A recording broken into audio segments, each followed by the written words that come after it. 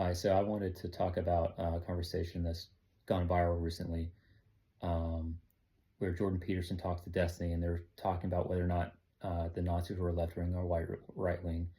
And Destiny said that they couldn't be left wing, and by the way, Destiny frames left wing with socialism here.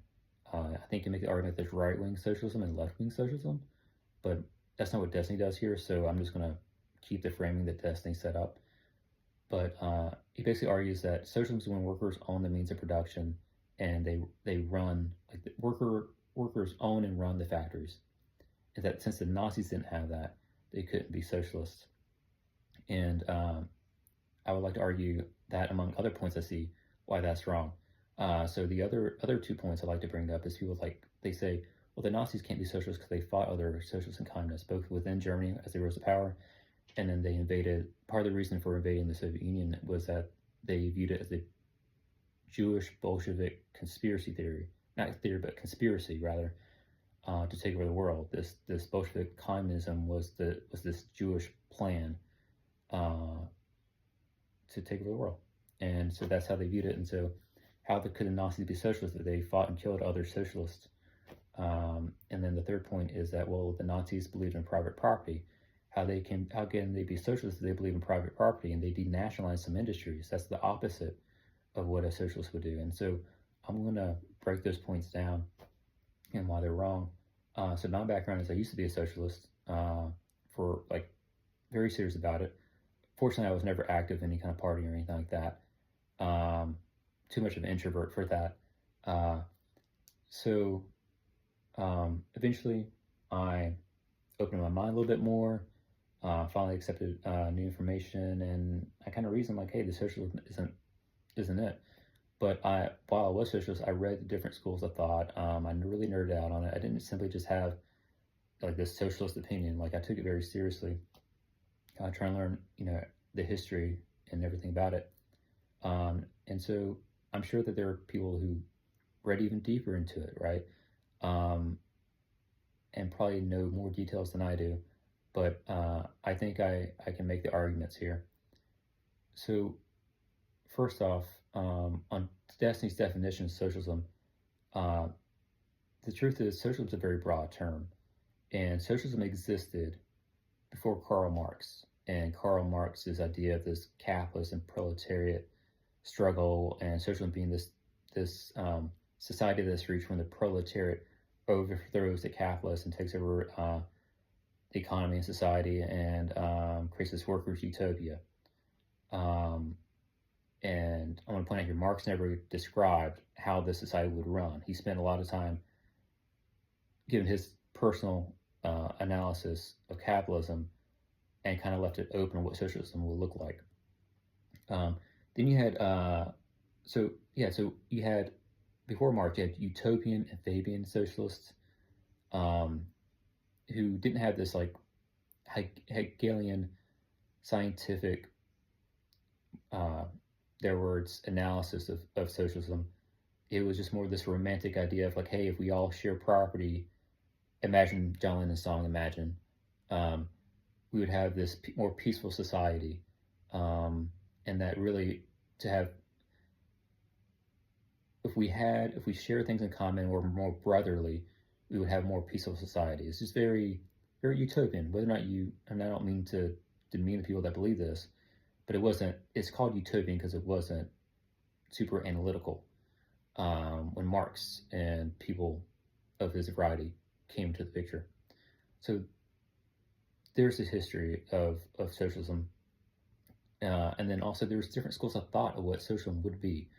And you could break this down in two different ways. In one dimension, I'm going to look at this from multiple dimensions. One dimension is you have your state socialist and your libertarian socialist, so to speak, or you could call them anarchists. And even then, you can be libertarian socialist and not be. I don't get too much in details here, but you had your state socialists that, and they varied on exactly how this would work, but that you would have this dictatorship of the proletariat, and they would seize the means of production, and the state would run it, and this could be done democratically, or some other versions more technocratic, is run more of by technocrats or bureaucrats, people that are just really good at professionals that are really good at what they do. And another dimension, well, the libertarians, socialists, or the anarchists, they were more along the lines of like these council communists or syndicalists. Syndicalists were people that basically like believe that everyone joins a union or two, and that these unions run the show. That's how society is organized. Then you have people that just believe in worker co-ops, which is very similar to syndicalism, but minus the unions running everything. So yeah, and then another dimension you could break this down on is you have people who, there's some socialists believe in markets to organize society, others don't.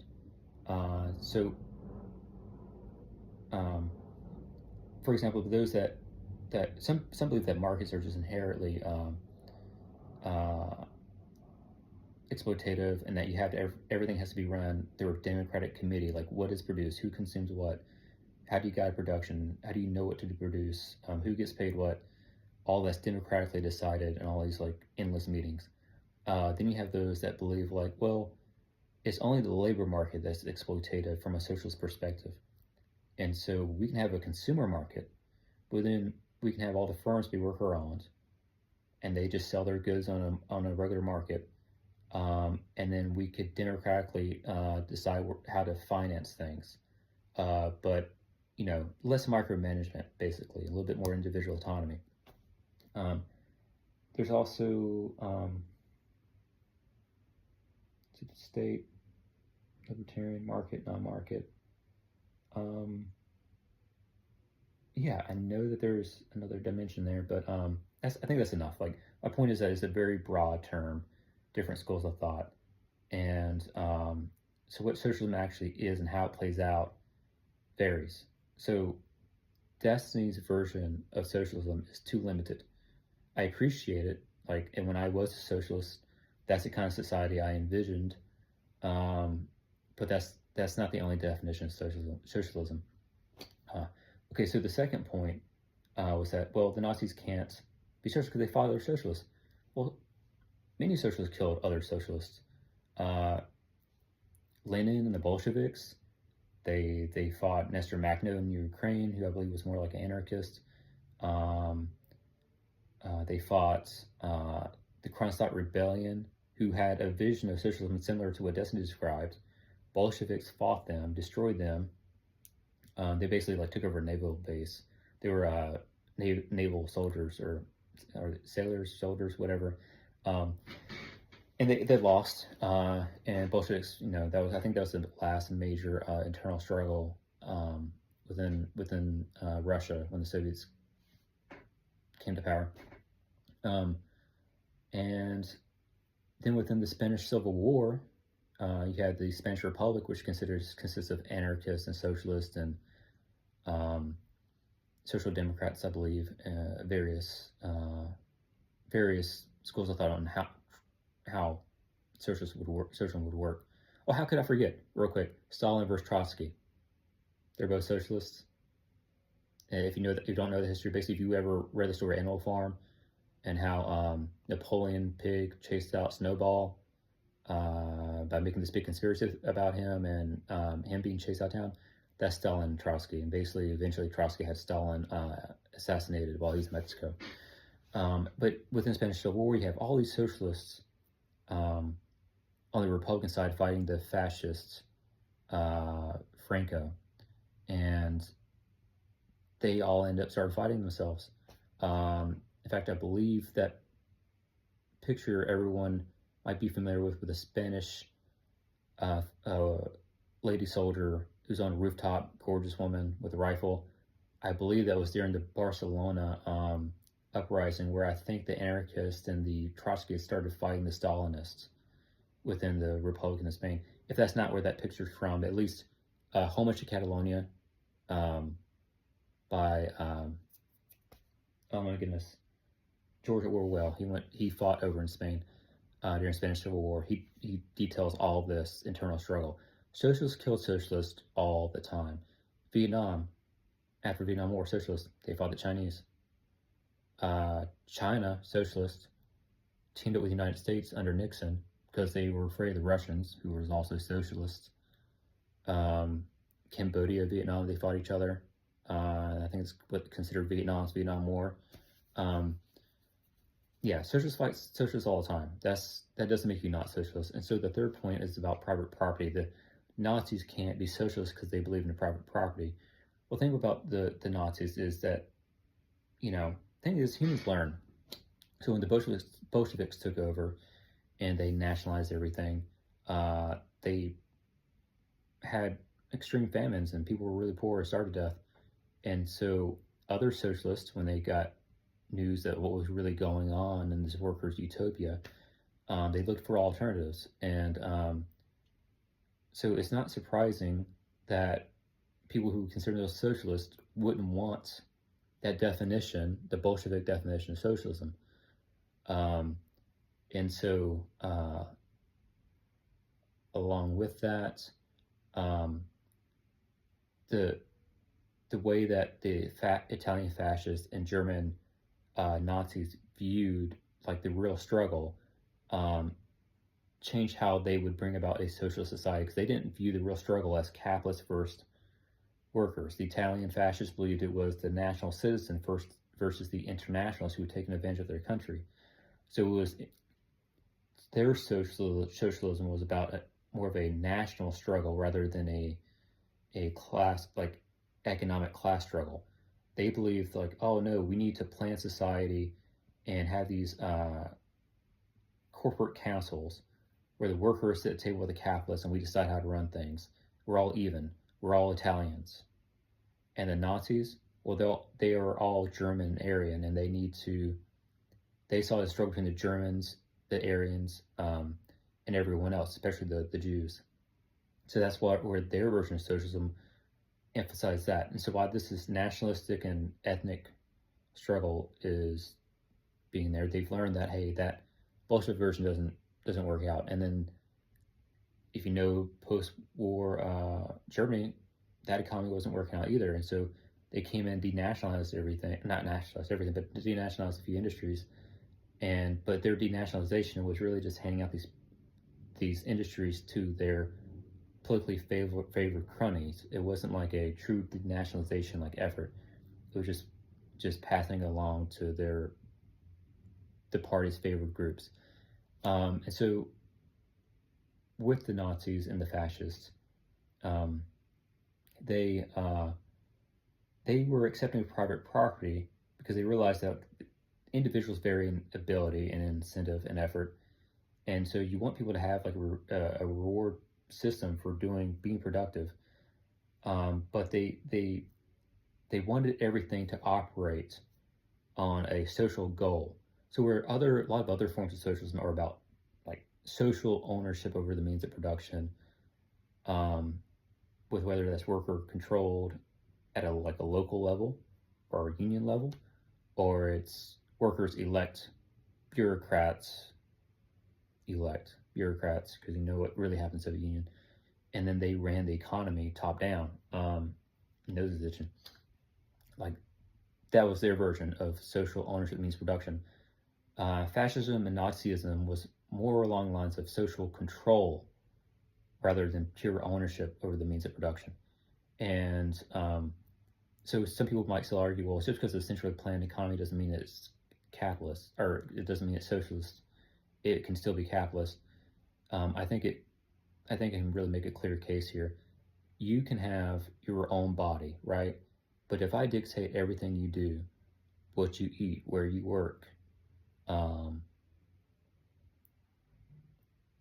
your career, who you can love, what you can worship, you might be in possession of your body, but do you own it? And I would argue it's the same thing with the Nazis and fascists. If you weren't in political favor, you could lose your property very easily, especially once the Nazis got really entrenched in power, right? Like maybe they were weak in the beginning, but once they really got entrenched in power, like you had to obey the Nazis' will. So, and if that example is not clear, like I think it's a very like easy like analogy or metaphor to go with. Another thing is, let's say there's a economy where the government owns all the means of production, but they lease out um, the means of production to people who are willing to take it on, and as long as they pay the workers and pay their lease, they can keep the profits, right? Pay the cost of the capital or leasing from the government, and pay the workers. Um, they can keep profits. Now, so they have a capitalistic, or at least a managerial role, right? And maybe under a socialist perspective, they would see this as a capitalist acting. Though I would argue that they're not. Well, because really the state's a capitalist in this story. But I think a socialist would argue someone that's not earning income through labor is a capitalist, or exploitation of labor, exploiter of labor at least. Um, but if the state owns everything and this guy just leases it out, is it capitalist? And I think you would. I think 99% of people, being honest, would say like no, it'd be socialist, even though you have this like capitalistic role. Um, and so with that, with Nazism and with that example and with fascism, this private property is really just their turn with property. I mean, everything's our turn with everything here because eventually we die, right? And it goes to someone else or he's thrown away. But in a more, I guess, more concrete sense, it was just your turn because you could, if you didn't play along, you could lose it. Not simply like engage in criminal activity or not paying your taxes, and the government comes in to seize your property to pay those unpaid taxes. Like, no, this is totally different. This is where you're not serving a political goal. Not simply like you're not being responsible and not owning your duties to civilization. It's like you're not gearing production to what we want, and that's a very different thing. So with those points, like Nazism was socialism. It was a different school of thought. They weren't Marxists, right? They weren't democratic socialists. They weren't social democrats. They weren't Bolsheviks. They weren't anarchists. They were fascists and Nazis, but they were still socialists. They wanted to social control over the means of production. Yeah. Have a great day.